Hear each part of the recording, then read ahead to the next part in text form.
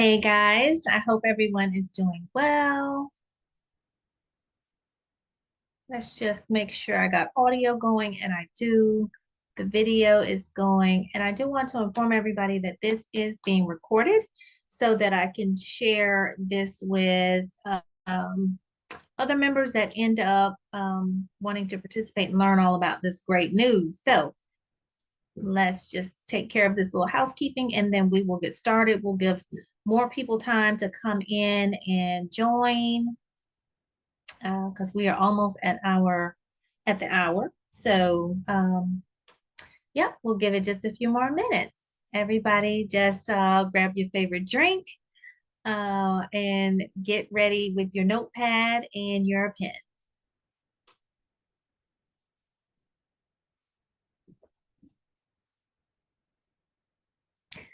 So you can also in the chat just start typing in what city and state you're from and what's your current profession. Love to always hear about that. We have so many talented folks, and I always love it when I can find out where people are from, what you're doing. It's just a great way to network. So I encourage you guys to do that. Okay, we're going to get started because we are right at the top of the hour. So let's get started in learning all of this wonderful information about buying a house with zero money down. I know everybody on this call, if you're here, it's because you want to find out how can you purchase a house with zero money down. And I'm here to share all of that information with you today. Let's go over the agenda, guys. So just to tell you a little bit about myself, my name is Tiffany Matthews. I am a registered nurse, and I've been a nurse for over 20 years now.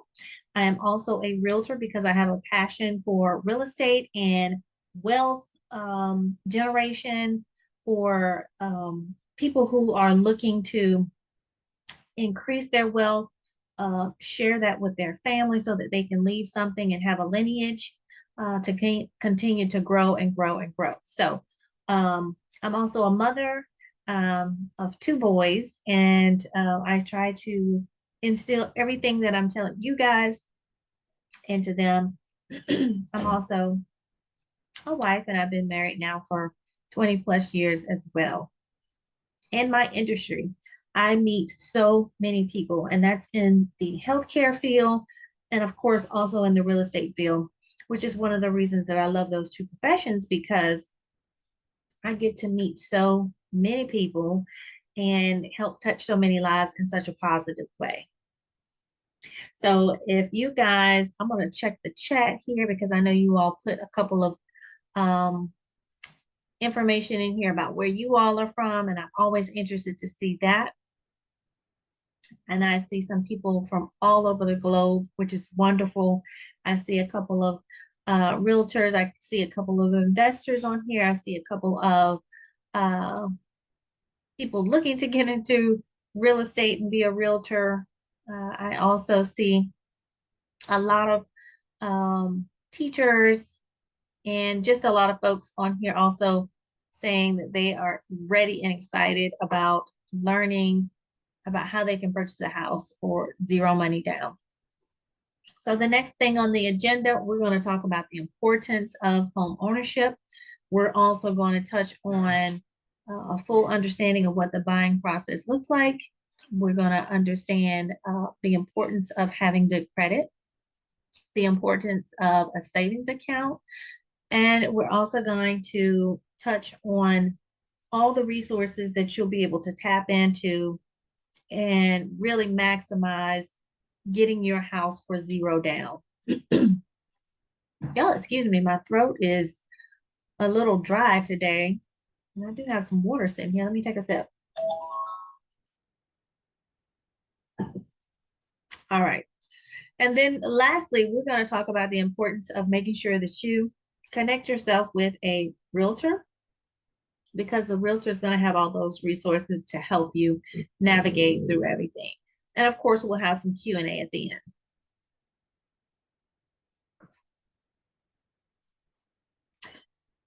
So the power of home ownership. And I think this picture really depicts it well because you see a house sitting on a stack of money.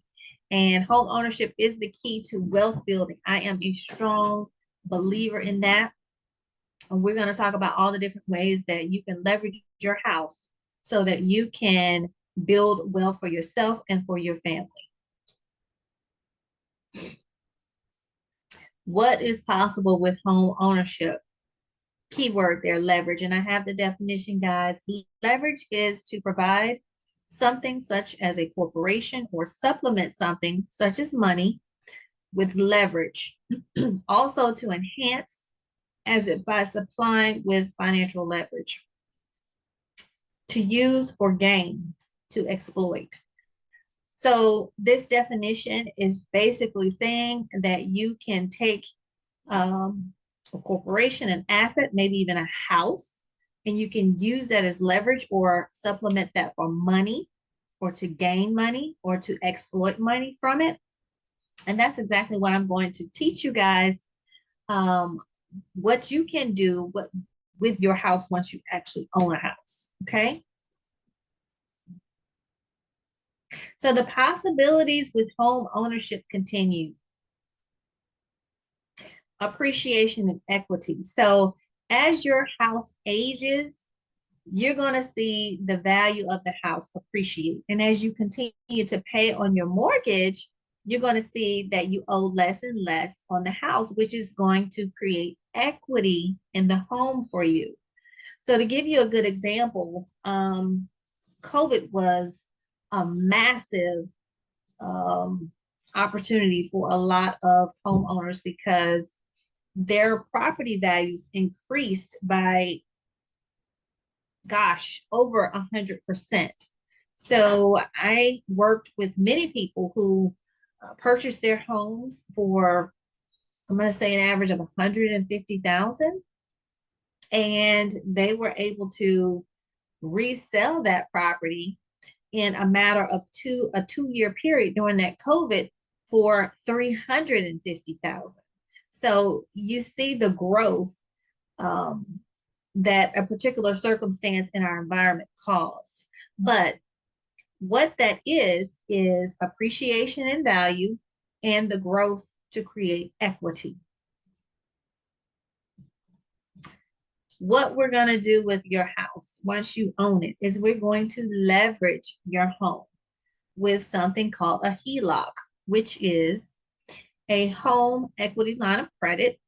And this is used like a line of credit. Basically, it's almost like a credit card, but it's just a line of credit.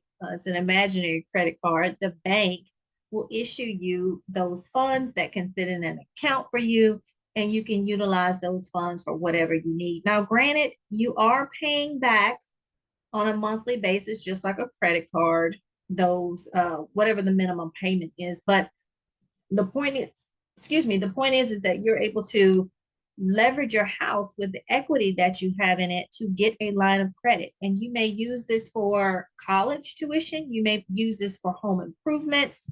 You can use this money for whatever you want. You can even take the money out, reinvest it in another property that you plan on purchasing, and create a rental property.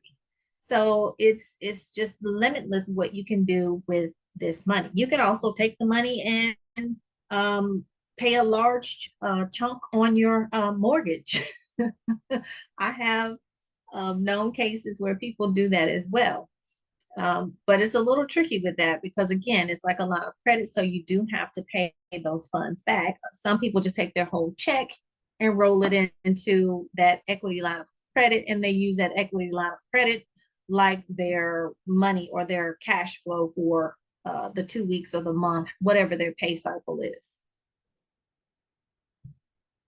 The next thing is a cash out refinance. So again, we're talking about equity in your house and the fact that you can use your equity through a cash out refinance. That means you go to the bank, you ask them, can you refinance your home? Or you say, I'd like to refinance my home for a refinance cash out, and you want the best interest rate possible. So they will do the math, have you fill out an application to refinance your home.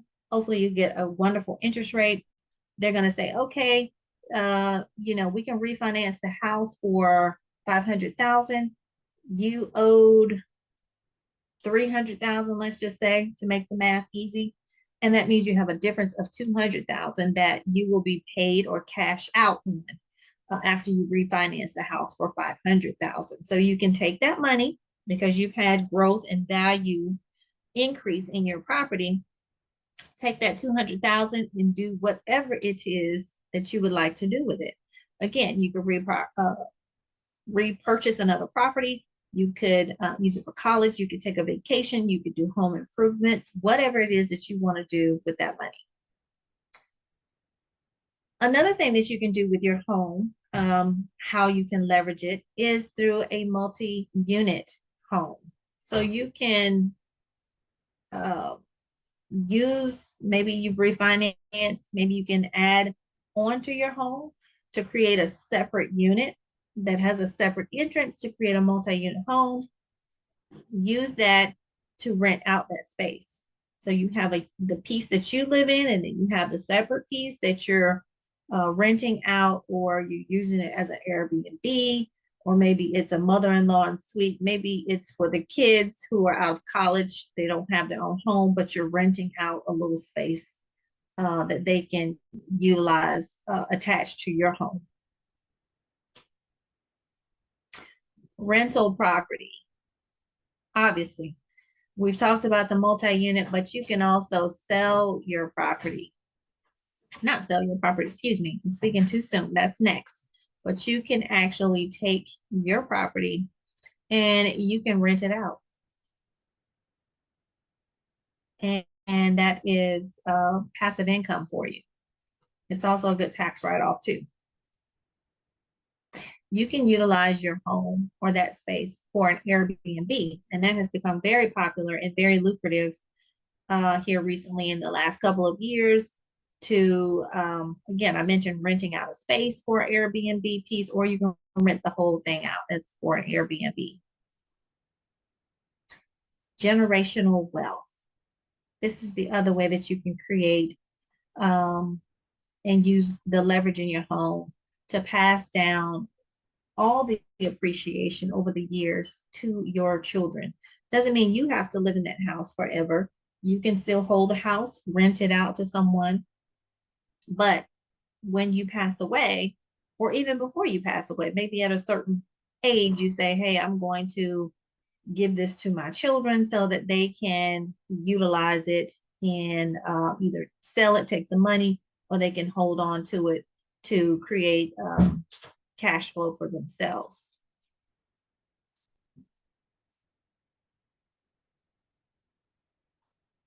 And last but not least, of course, you can always sell the property. And if you have equity in it, you are going to get a nice cash out. A lot of families, or a lot of people, I should say, excuse me, a lot of people took the advantage during COVID because there was such a massive increase in the housing market, and they were able to sell their properties. A lot of people walked away with 100,000+ or more in cash just from selling their homes. I had several clients to do that. All right, next I want to talk to you guys about the home buying process. And this is just a nice diagram to show you in a circle or wheelhouse how it all works. And I always tell my clients, buying a house is like riding on a roller coaster. There are up moments, there are down moments, but in the end, it all works out and it was worth the ride. Okay. So the first thing that you would want to do is you want to make sure that you get with a reputable realtor who can help you. Your realtor is going to be able to link you with a lot of different resources. And most importantly, if you're not buying your house with cash, they're going to be able to link you with a lender. That lender is going to be able to provide you information, as well as your realtor, about different programs that you may qualify for to get your home for zero money down. Those are things like your down payment, and then your closing costs. Those are the two things that you're wanting to try to figure out. How can you utilize these programs to make sure that you don't have to come out of pocket initially to purchase your home? The second step, again, is with your lender. You want to make sure that you have a good lender. You've got to get that pre-approval, because most realtors, I'll tell you, are not going to want to spend a whole lot of time taking you out to see houses if you're not qualified. And to be frankly honest, your realtor is not supposed to take you out to see houses if you're not ready, willing, and able, keyword able, person to purchase the property, meaning you've either got a pre-approval letter or you have some proof of income to show that you can actually afford the house that you're wanting to see. So that pre-approval letter is very important. The next step in the process is, once you have your pre-approval letter, you begin to start searching for homes, and you're looking at homes that are in your price point. So I work with a lot of people, and they'll say, oh yeah, I want to be right here in this price point. And then when they get to see houses, they're like, oh, I need a little bit more money to buy the house that I really, really like. So always, I recommend writing down and then having a partner that can hold you accountable. And your realtor's really good at this, but have a partner who can hold you accountable to make sure that you stick within your price point and your budget. Okay. All right. So the next step is, once you find that house, we're going to put an offer in on the house. Okay. After we put an offer in on the house, the seller is going to come back and say, you know what, I like your offer. However, I would want you to change these items or these things. And then you might go back and forth a little bit with the seller to get the contract good or beneficial for you and beneficial for the seller. Once we've signed the contract, we're going to put down an earnest money deposit so that we can provide consideration for the purchasing the property and the contract. So that money is typically 1% of whatever the sale price of the house would be.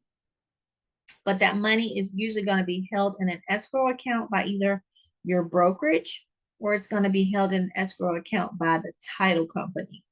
And as a buyer, you do get to select what title company you want to use. Excuse me. So that money will sit there. It will go towards your closing or your final purchase price at the end when we have a settlement. The next thing is, we're going to, as the buyer, your realtor is going to assist you and help you with all the inspections that you need to get done on the property. It's called your due diligence or your study period, to make sure that you're buying a house that is sound, is stable, or it's got good bones, as a lot of people like to say. So most of the time, that's going to include just a structural. It might include a chimney if you have a chimney and you're going to use a chimney. It's also going to include a termite. It might include some other things. It just really depends on the type of loan that you're getting on the house. Sometimes a lender does require certain inspections to be done before they will sign off and approve your loan. Okay, so in that process, or in that period, if there are some things that are unsatisfactory for yourself or even the lender,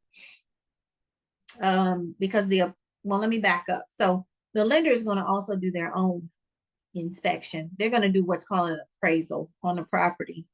And the appraisal is going to do two things. It's going to make sure that the home is valued at the purchase price that you're looking to buy it for. And it's also going to check for some structural features with the property as well. Again, the lender is not going to want to lend you money for a property that is not checking off all their boxes from a structural standpoint. So both of those items will be done. Again, if you're finding something in your repair report that you feel like needs to be fixed, or it's a big ticket item that you know you don't want to have to deal with after you purchase a house, you're going to, or your realtor is going to, on your behalf, request that those items be repaired. And if they're not repaired, we're going to be asking for a credit towards the purchase price so that you can take those funds later and utilize them to fix the property. Now, again, it's a credit towards your purchase price, so you don't actually get cash in hand. Excuse me. It would be if you were paying 500,000 and they were taking you know, $50,000 off as a credit to fix whatever, then obviously you would only be paying 450,000 at settlement. That's pretty much how that works. But if you don't have cash on hand to fix anything, then you're going to want to make sure that they actually fixed it instead of offering a credit or accepting a credit. So once all of that is straightened out, they fixed everything, you know, we're moving forward. We are simply waiting on our settlement date. And usually most closings or settlements take about 30 days from the date that you sign the initial contract with the seller to purchase the property. Sometimes it can take 45 to 60 days, just depending on different grants that you're getting, or the lender might have some additional things that they're requiring. So it may take a little longer than that, but on average, it's about a 30-day period. Okay, so that's that. Very important though. And again, the most important thing that you can take away from this is that it is a roller coaster. Don't get discouraged when you know you don't find the house that you want, or your offer doesn't get accepted right away. It may take a couple of times or a couple of houses that you put offers in on before the one that you're supposed to have gets accepted. Okay. The other thing I want to move on to that's very important as a part of this process is your FICO or in your debt to income ratio. Does anybody here save money? Put a 1 in the chat if you save money. If you're a saver. Because I'm gonna tell you right now, I'm not, I do save, but I'm not the best at it. And I'll save it and then I'll pull it out and spend it. So if you're a really good saver, put a 1 in the chat. All right, I'm seeing a couple ones in here. That's good. Wonderful to you guys. I'm still a work in progress on that with saving my coins and not turning around and spending it.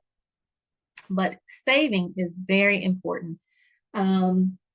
It's going to help you with your FICO score, because most obviously, if you save money, usually those people that save money know how to pay their bills on time. But let's talk about that FICO score. So the FICO score is a person's credit score calculated with software from the Fair Isaac Corporation. Most widely used system by lenders to determine someone's borrowing power or credit worthiness. Okay, so this is what the lender is going to use to determine where you are on that scale of your credit worthiness, what your interest rate will be. And then also, guys, for the programs that we're talking about who are offering assistance, a lot of times you do have to meet a certain standard with the credit. I've seen some as low as 580, but I've also seen some as high as a 640. So the credit score is very, very important. Okay. And if you need assistance with credit repair, I can offer some references to some good credit repair companies, or just things that you can do on your own to help get that credit score where it needs to be. The main thing is what we're going to talk about next that really helps your credit is your debt to income ratio. So debt to income ratio is going to look at how much debt you have compared to your income. So most lenders are looking to see that you are 35% or less. Okay. Some will allow up to 43% with some FHA loans allowing up to 50%. But the less debt overall is the better chance for a loan approval and zero money down. Okay. So when the lender is looking at all of this and they're looking at your credit, they're looking at your debt to income. Typically, when it comes to a mortgage, the mortgage rule is something called the 28% mortgage rule, which states that you should spend 28% or less of your monthly gross income on your mortgage payment. That's your principal, interest, taxes, and insurance. So you need to be 28% or less based off your monthly income is what the lender is going to be looking at to try to put you in that bracket. They don't want you to be house rich. Well, I take that back. It's not called house, it's house poor, right? Okay. So, and according to the 28-36 rule, you should spend no more than 28% of your gross monthly income on housing and no more than 36% on all your debts. That's everything. Okay. So FICO and your credit score, your debt to income ratio are huge in determining if you are going to get approved for a mortgage, and also if you're going to qualify for a lot of these programs that offer payment assistance so that you can pay zero down on your home. All right, money in the bank. Save, save, save if you can. Most lenders are going to want to see that you have some collateral. And it's always been backwards to me, but I do get how their rationale is. So so with the lender, again, they want to see that you have a little bit of collateral in the bank. That makes them feel better. It makes them feel that you first of all, you know how to save money and you know how to manage money. And that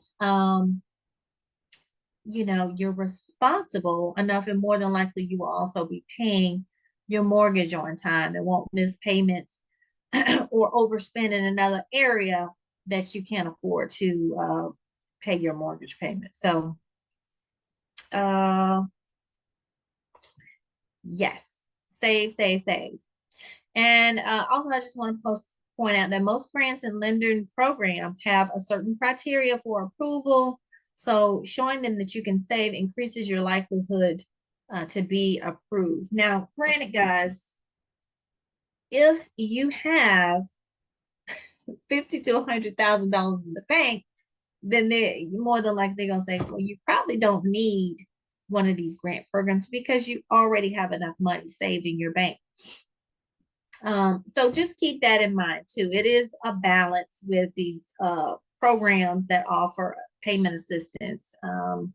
It's really for those people who don't have a huge savings, but again, they want to see that you do know how to save and manage your money. All right, let's get to the meat. Any questions, by the way, so far? Please feel free to put those questions in the chat. I do have an assistant that is helping me out to keep up with those questions. Moving right along, because I don't want to waste anybody's time. I want to make sure that we get through all the information. So know your resources. This is a wonderful website, and it's just www.hud.gov. And this website is going to offer you a plethora of resources to assist you with anything from rental assistance, local public housing, the REAC property and unit inspection, home ownership, rent relief resources, and of course, showing you where to go to report housing discrimination. Unfortunately, we do have housing discrimination, guys, but there are resources if you can approve it to report that discrimination. Also, Fannie Mae. Fannie Mae is another good website that you can check out. If you click on this link here, and I will add that in the chat for you, but this link is a direct link to a website through Fannie Mae that lets you pull up specifically by your city and state what programs are available in that in your city and state, basically to offer down payment assistance, closing costs help. And to back up, if I go back to the previous slide with HUD, when you click on that website, you're going to go to home ownership. From home ownership, you're going to just follow the different prompts for what they're asking. And you're going to look up by city and state different resources for home ownership assistance. Now, once you follow those prompts, you're going to see everything that's specifically available to you in your city and state. So for instance, I'm in the state of Maryland. Once we click on that, you're going to see in Maryland the Maryland Mortgage Program Assistance, and they offer up to 6% down payment and closing cost assistance. And again, it is certain criteria that you have to meet. Typically, it's going to be looking at the credit score, like I mentioned. It's going to be looking at your income to debt ratio, and then also any savings that you might have in account or your actual income. Okay. And that's not unusual, guys. When you're looking to purchase or get a loan, they're going to be looking at all of those things as well. Don't feel, what's the word I want to say? You will feel, no,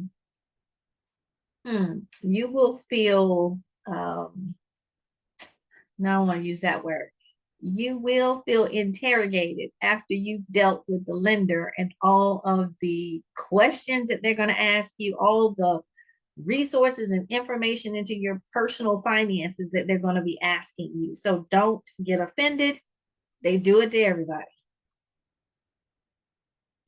Okay, so loans that are offering zero down payment. Not only are there state and federal programs that you're going to find on the HUD and Fannie Mae, but different loans offer zero down. So a VA loan. Note, you do have to meet certain criteria and have a certificate of eligibility, but the VA does require no down payment and no non-allowable fees like real estate fees, application fees, escrow fees, rate lockout fees, transaction coordination fees, and prepayment penalties. With the VA loan, I mean, they really made this really easy for veterans to be able to own a home and not having upfront costs with the purchase. So, I mean, you may have those things like your inspections that you got to get. You'll have to pay out of pocket for those, but you don't have to worry about that down payment. A lot of the fees that are charged during the whole transaction, you're not charged those. Now, they're still usually applied, but it's usually either deferred or waived or deferred to the seller. So the VA loan is a good resource for zero down when it comes to purchasing a house. USDA is another loan that you could apply for. Now, these loans are for approved USDA locations only, and they're usually in a rural area. So make sure that the home that you're looking to purchase, excuse me, is in one of those approved areas. Zero down and some rates as low as 4.625 through USDA Direct.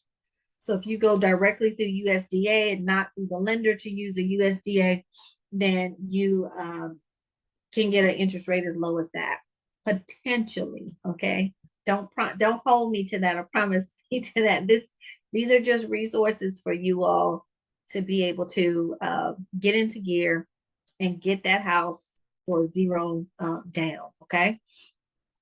Also with USDA, they do not apply the primary mortgage insurance that's usually required with most other type of loans. So this is a wonderful product to help you get your house with zero down. They're not going to charge you that primary mortgage insurance that really hikes up your mortgage payment. Okay. Another loan product is called a Chenoa, and this is a type of grant program offering down payment and closing assistance through a second loan. Okay, so they have different tiers in this Chenoa plan. I actually used it myself, and I was able to get 5%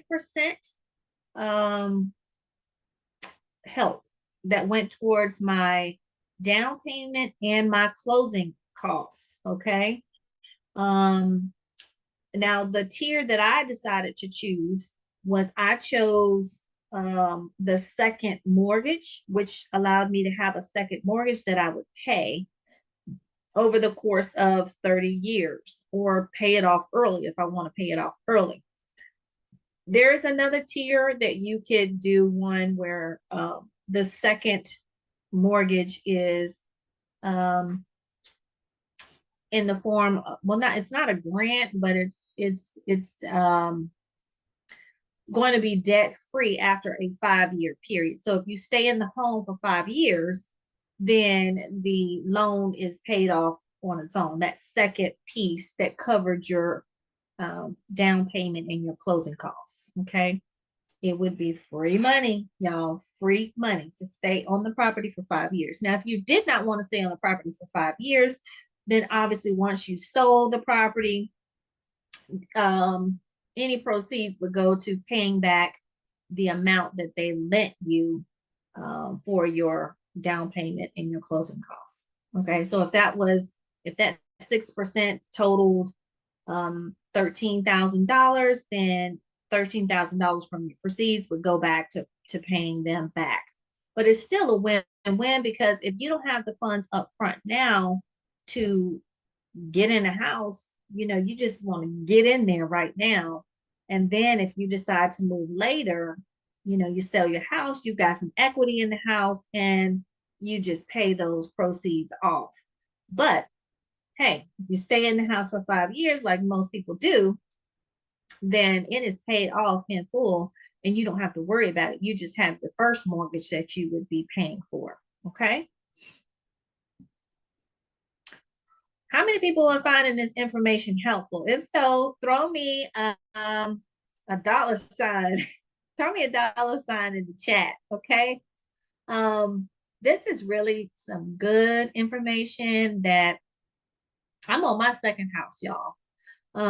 When I bought my first house, I didn't know anything about these programs at all, and nobody told me about them. So this is one of the reasons why I wanted to be able to share with you all this information so that you can get yourself in a better position where you're not renting, you're not worried about your rent going up every month.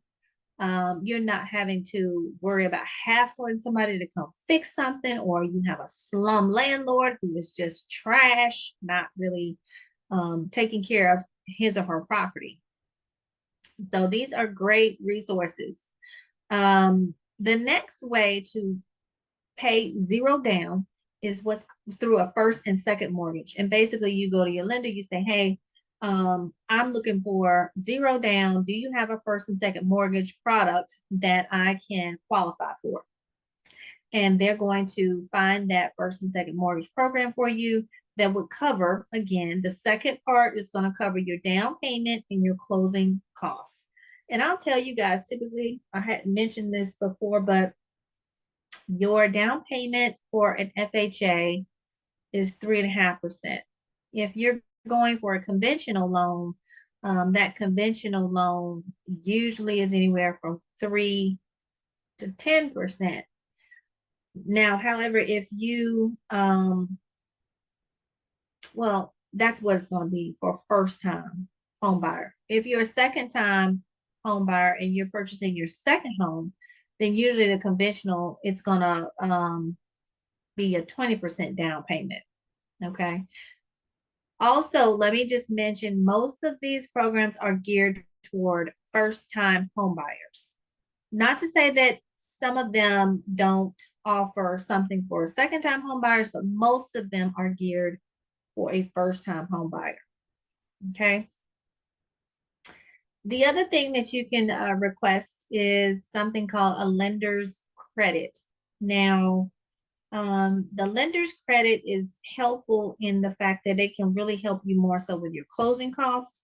They're not necessarily going to be able to get you zero down on your down payment, but they can cut a lot of the closing costs that you're going to be coming up when you go to settlement. Typically, your closing costs are going to run you anywhere from 4 to 6% closing costs. Okay. And that lender's credit is very helpful. One key thing I do want to mention with the lender's credit and all of these programs, to be quite frank, usually when you participate in one of these programs, you have you accept the program. They are going to tack on a point to your interest rate. So for instance, if you qualify for a 5% interest rate with no assistance, okay, and then you decide to do the VA, the USDA, the whatever, you're going to have another point assessed typically onto your rate that you would have gotten had you not participated in these programs. So it would take you up to a 6, for instance. And this is just an example so that you know how it works when you're having these conversations with your lender. You'll already expect or anticipate that a point or two is going to be tacked on additional to the mortgage. Okay. So I don't know how y'all feel about that, but I think it's a win-win, especially if you don't have money in the bank to cover the down payment and the closing costs. I mean, at the end of the day, you want to get in there. And I always tell my clients, you want to get in there, whatever programs that are offered to you just to get you in there and just make sure that you can actually afford the monthly mortgage payment. Okay. A year or two down the line, you can always refinance because remember, we talked about you're going to have some equity in the house. Hopefully, interest rates will be lower. You will be in a better position and you can refinance the house to take advantage of dropping one of these programs that you had so that you can get a better interest rate. Make sense? All right, let's keep pushing. So the next thing I cannot stress enough, and this is an old picture, y'all, of me when I had a little bit longer hair and it was black. I got tired of dyeing it black because I got these gray roots. So it was like, let's go blonde and see if that'll blend a little bit better with the gray. Because I'm telling you, with the black, it's like, oh, such a contrast. It was like so visible. Anyway, but you want to make sure that you tap into your local realtor because your local realtor is going to save you time, money, and buyer's remorse. Okay. I still have a lot of my clients reaching out to me just for different resources about their purchase. Even after they've been in the property for a year, they're like, hey, Tiffany, can you help me with this? Hey, can you find out this for me? So your realtor is a lifelong resource for you and a source that's going to help you navigate reselling your home, maybe refinancing your home, different programs that are offered in the area where you live. I mean, so your realtor is really a plethora of information for you, okay? And I just have listed here some of the reasons why finding a real estate agent is going to benefit you. It's a big decision, so it requires big knowledge. You would not try to do dental work on your mouth if you had a tooth that needed to be pulled or have, what do they call that? What do they call a root canal. I had to have one, y'all. So you would not try to do that on your own. You would go to a specialist who deals with that. Same thing for purchasing a house. You need to go to a specialist because, again, they have all the resources and they deal with this on a day-to-day basis to be able to help you. Because you would not imagine some of the things that pop up during the process of you being under contract. Remember, I said it was a roller coaster. Okay. The next thing is the realtor is going to be protecting your best interests. Your realtor is your advocate. Your realtor is speaking on your behalf to get you the best deal possible. Okay. Your realtor is also going to save you time. Your realtor is going to guide you through a complex process.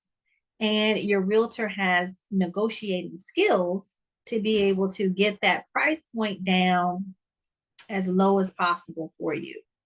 And then last but not least, your realtor has access to multiple resources and professionals. So get you a realtor. Okay. And if you don't have one, leave me in the chat box, just say realtor.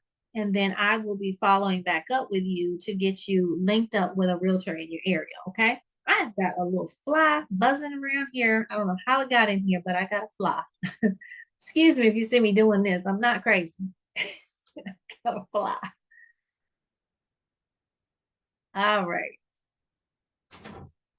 Final tips and takeaways. I want you guys to recognize the power of home ownership. And we talked about all the ways that you can leverage your house to meet your needs and help you build wealth and growth as you continue and hopefully pass on to your family, your children, or whoever. Okay. Save your money. Save your money.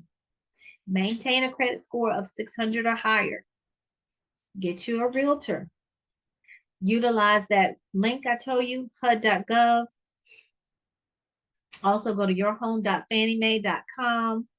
And then last but not least, just don't procrastinate anymore. I know a lot of times we are sitting here saying, oh, well, when I have 5,000 saved, or when I oh, I'm working on my credit. When I get my credit, score up maybe 20, 30 more points. No, just start. Start somewhere by talking to a real estate professional and then getting with a lender to see where you stand, because the lender is going to be able to say, okay, this is your credit score. This is your debt to income ratio. Let's get this down, pay this off, and then I can get your loan approved. But if you don't start, you'll never know where to begin. So just start somewhere. Okay. And I gave you two great places to start. All right. And to close it out, guys, I want to thank you all for staying on. And I do have, for all of you who did stay on to the end of this presentation, I do have a gift for you. So please make sure that you did complete your email and phone number, contact information initially when you subscribed, and we will be sending that gift out to you. All right, thank you so much, and I hope this information was useful. If anybody has any questions, please don't hesitate to drop those in the chat box, and I'm going to stay on a little bit after this presentation to answer those questions for you. Thank you again.